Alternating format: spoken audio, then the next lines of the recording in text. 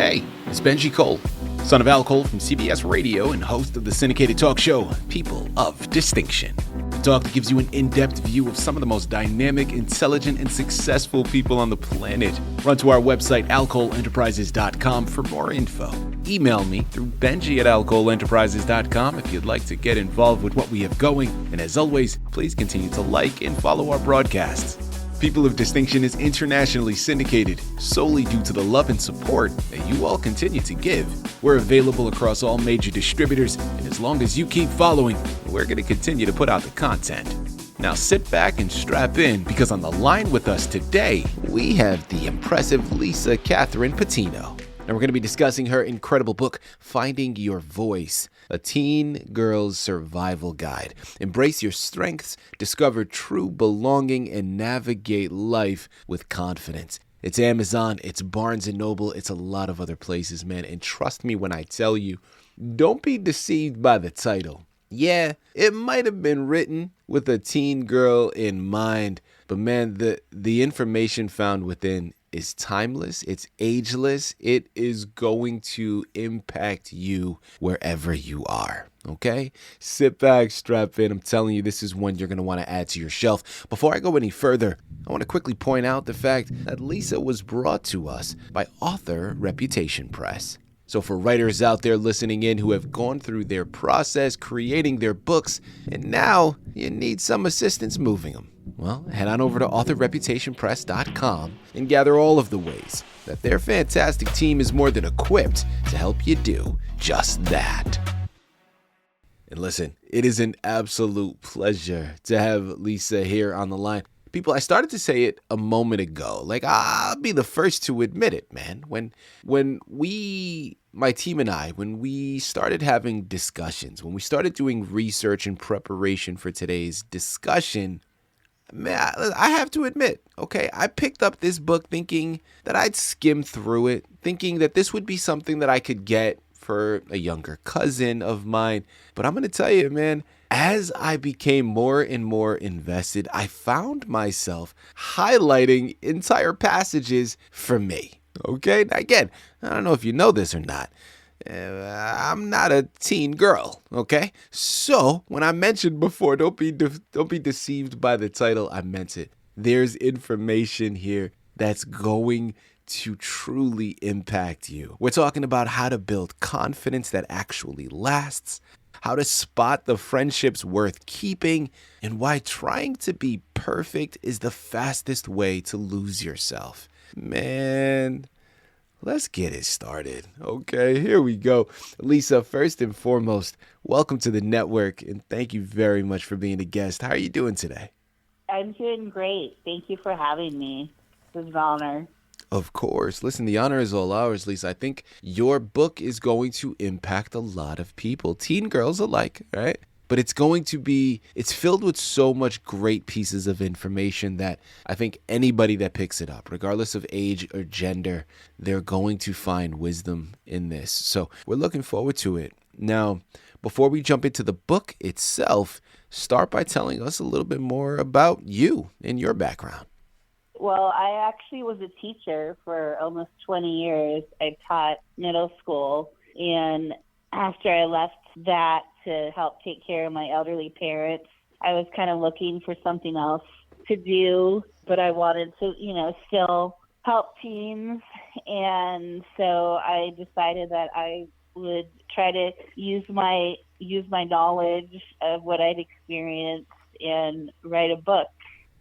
Well, listen, thank you very much for comprising this. Also, just a quick side note, because I always feel obligated. Like, I have a lot of educators in my circles, and I had a very brief stint in education myself. Man, teachers never get the amount of credit that they deserve for all of the hats that they have to wear on a day-to-day basis. And Lisa, I'm going to be the first to say it here on our network. You damn sure don't get paid enough, okay? So thank you for everything that you've done, okay? The education doesn't stop. Lisa, let's jump in. Finding Your Voice. Tell us a little bit more about it. It's really a book for teenage girls who are trying to find their way in this crazy world. Mm-hmm. And just to kind of give them the confidence and some skills to know that they're not the only ones that are struggling. And it's just really at the heart of it is finding a place to belong and knowing that you are enough as you are. Like, you don't have to do anything to impress upon people. Like, you alone are enough. Well, Lisa, I love that notion, and I love the.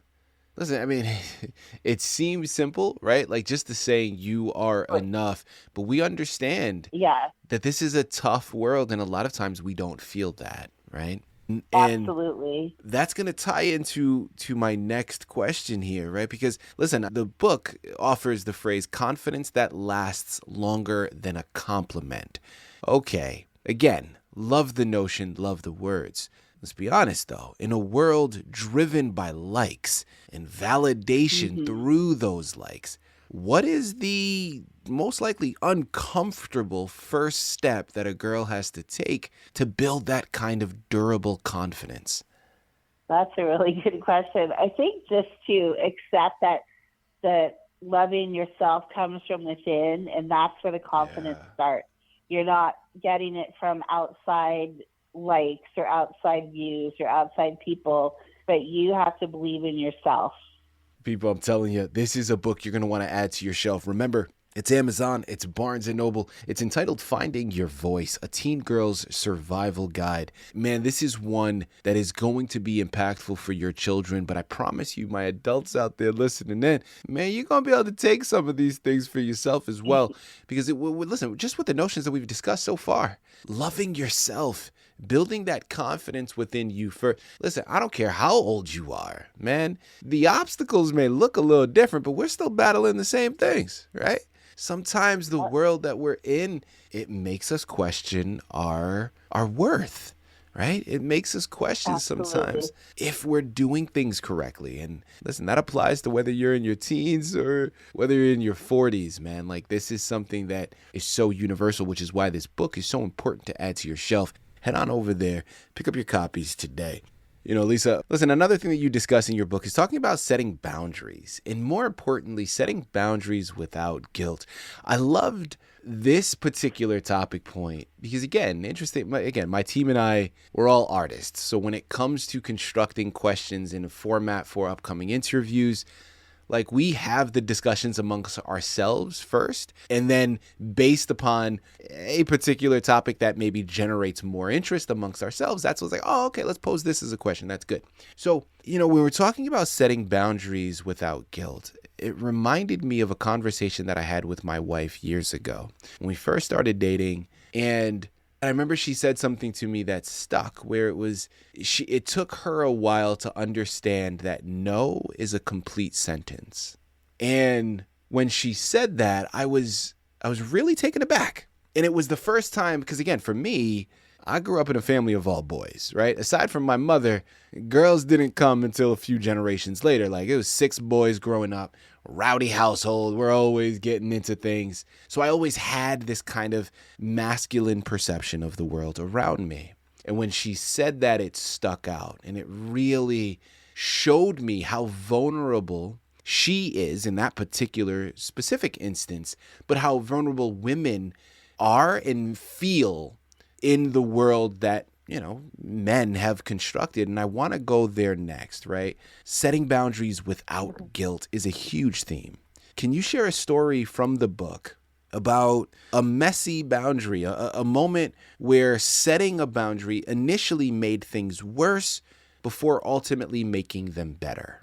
One example is, like, if your friends, you know, maybe asking you if you want to go to a party and you're just saying that, you know, like, you're not really comfortable doing that, and then they really give you a bad time. But it's important, you know, to let them know that you don't feel comfortable with that, and you're not just going to be like a people pleaser in order to make them happy. And I mean, I know at that age they might not, you know, use that term people pleaser, but that's really what boundaries come down to, is saying things that you are comfortable with, or following through with things that you're comfortable with, regardless if it's going to make the other person happy or not. because it's really what's important to you and staying true to yourself.